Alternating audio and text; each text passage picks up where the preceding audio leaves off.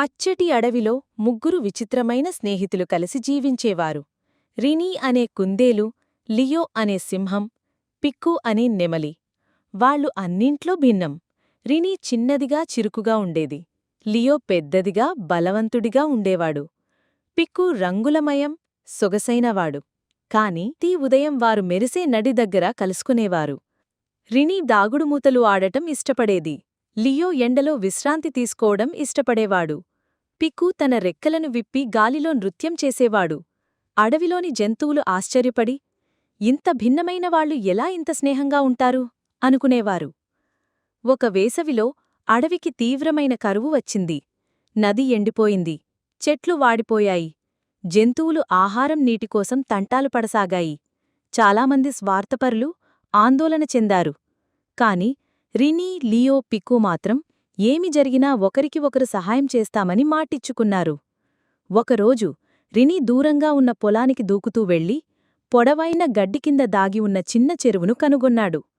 ఆనందంతో తిరిగివచ్చి తన స్నేహితులకు చెప్పాడు. లియో సంతోషంతో గర్జించాడు. పిక్కు తన రెక్కలు విప్పి ఆనందంగా రెపరెపలాడాడు. ఆ చెరువును అన్ని జంతువులతో పంచుకోవాలని వారు నిర్ణయించుకున్నారు. కాని సమస్య ఎదురైంది. ఒక గుంపు అడవి నక్కలు ఆ చెరువును తమదిగా చేసుకున్నారు.